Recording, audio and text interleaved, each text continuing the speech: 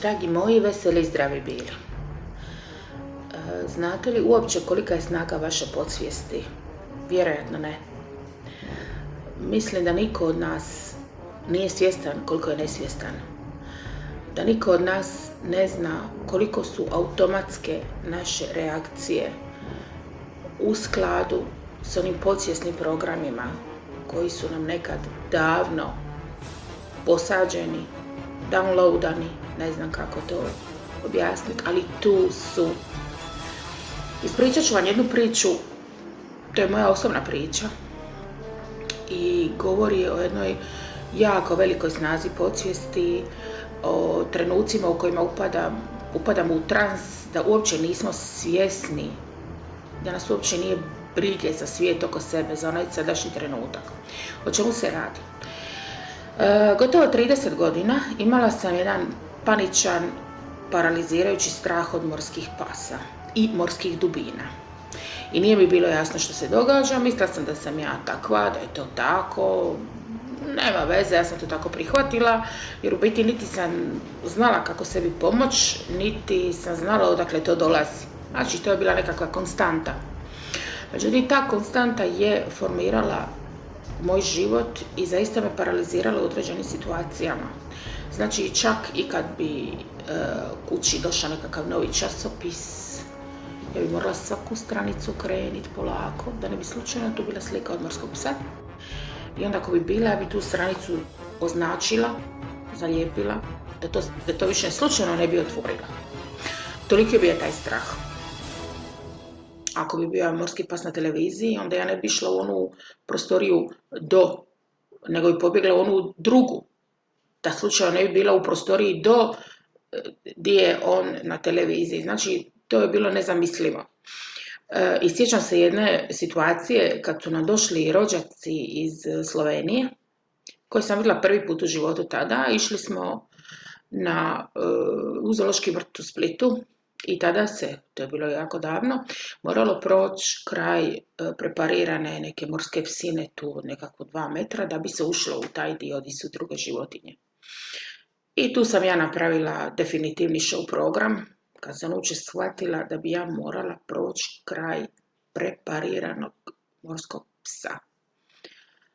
I sjećam se u tom trenutku, znači da mene apsolutno nije ništa zanimalo. Ja sam svjesno znala da mi taj morski pas preparirani na postolju ne može ništa.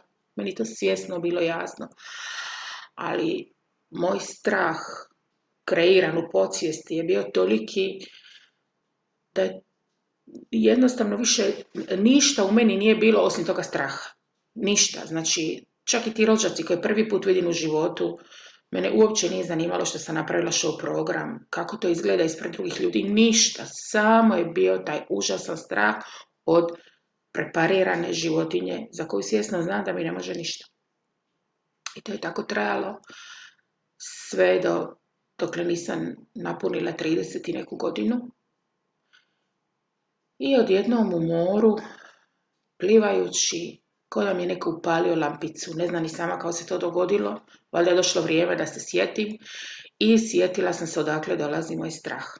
I to je bilo situacije kad bi išla na plažu sa ujakom, znao me ostaviti u jako duboko moru, bila bi dole baš ona jedna modrina i vratiti se na obalu. Ja sam još bila u kolu, tako da su tu meni zavrtili stvarno svi filmovi svjetski, od kitova, morskih pasa, kitopsina i ne znam šta meni sve nije bilo tu u glavi.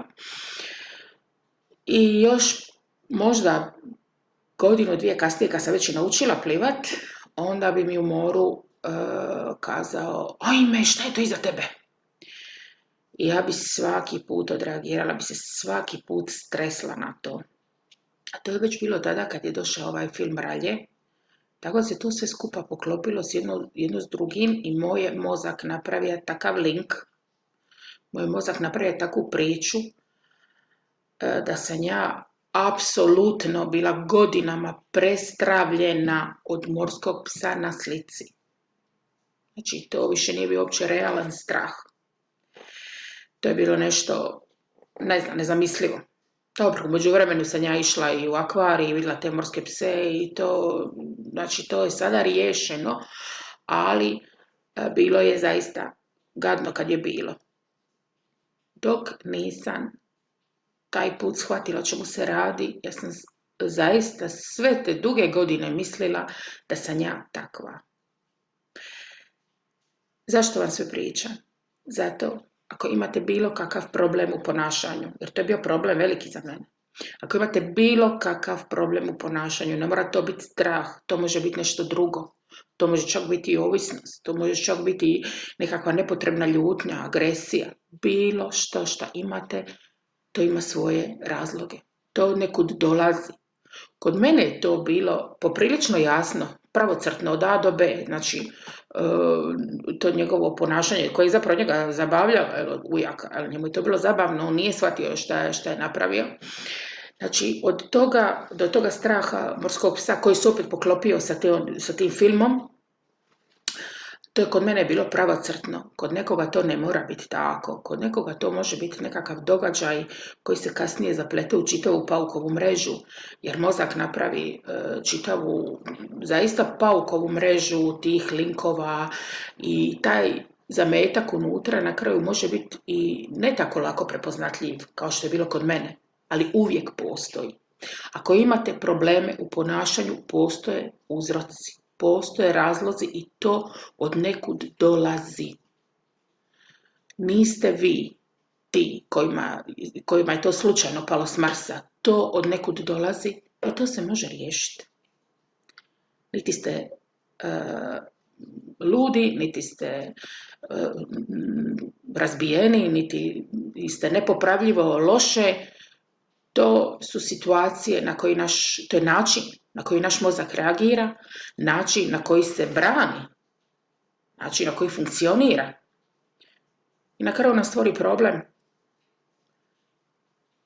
Problem se riješiti može, svaki problem se može riješiti, toga se ne morate bojati. Razlozi postoje, treba ih otkriti, treba ih odraditi i to je sve. Eto, to je bila jedna moja priča. I još jedna stvar koju tu želim opet naglasiti, znači ta snaga podsvijesti je bila tolika da nikakvo moje svjesno znanje, da mi taj papir i ta slika na papiru ne može ništa, bila je beznačajna prema onome strahu kojega sam osjećala. Tolika je snaga naše podsvijesti. Ali može se radi na tome. Eto, toliko od mene ovaj put, vidimo se sljedeći.